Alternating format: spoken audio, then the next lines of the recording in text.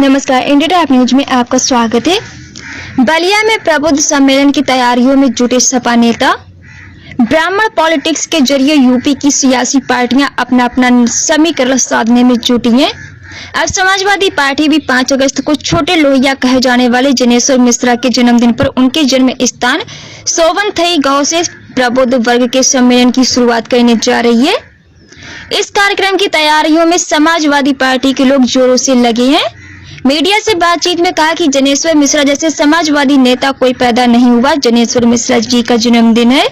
यह प्रबुद्ध वर्ग का कार्यक्रम है और प्रबुद्ध वर्ग के लोगों ने राष्ट्रीय अध्यक्ष से अनुमति लेकर के ही हम इसकी शुरुआत उसी माटी से करेंगे जहां छोटे लोहिया जी का जन्म हुआ था। इसको लेकर हम लोगों का कार्यक्रम जो 23 अगस्त को था उसको 5 अगस्त किया गया है। प्रबुद्ध वर्ग जोड़ने के सही समय हिमांशु त्रिपाठी ने कहा, बसपा कभी भी ब्राह्मण की हित नहीं की। भले ही आज ब्राह्मणों को वोट लेने के लिए ब्राह्मणों से सम्मेलन कर रही हो।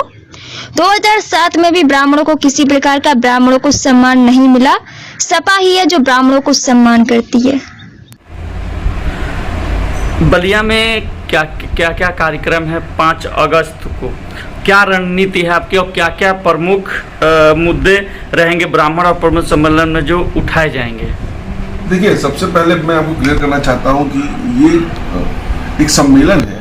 समाजवादी पार्टी की तरफ से एक प्रबुद्ध वर्ग का सम्मेलन किया गया है जिसमें सब लोग एकत्रित हो रहे हैं। पार्टी के वरिष्ठ नेता हैं जिनको जिम्मेदारी दी गई है इस उत्तर प्रदेश में प्रबुद्ध वर्ग को अपने साथ जोड़ने के लिए, उनकी समस्याओं को सुनने के लिए और उन पे हुए अत्याचारों को उजागर करके उनके नए उपाय के लिए प्रबुद्ध वर्ग का सम्मेलन की शुरुआत बलिया से हो रही है, जिसमें 5 अगस्त को स्वर्गीय श्री जनेश्वर मिश्रा जी का जन्मदिन है। और जनेश्वर जी के बारे में बताया गया कि शुरू से उन्होंने समाजवाद में रह के तो एक वर्ग के लिए आगे उन्होंने काम किया है। समाजवाद की परिभाषा का एक सच्चा रूप जनेश्वर जी हैं। जनेश्वर मिश्र जयंती हुई क्यों चुना गया?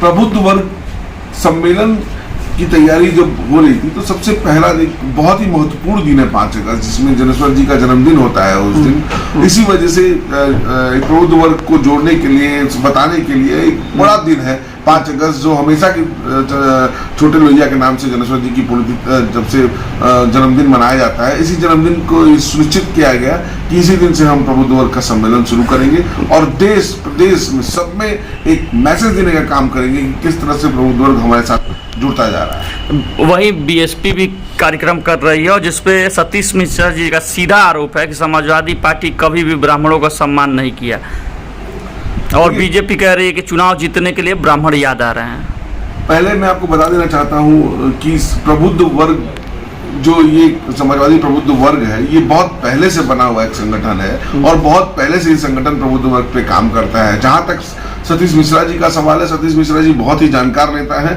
मैं उनको बता देना चाहता हूं कि उनकी भी सरकार थी, उन्होंने ब्राह्मणों के लिए कुछ भी ना करने का काम किया। वो 2007 से उनकी सरकार थी प्रदेश में और केवल ब्राह्मणों को जुटला के बहका के उन्होंने अपनी पार्टी में सोशल इंजीनियरिंग के माध्यम से केवल वोट लेने का काम किया। बाकी ब्राह्मणों को वोट के अलावा कभी उसकी बात याद नहीं आती।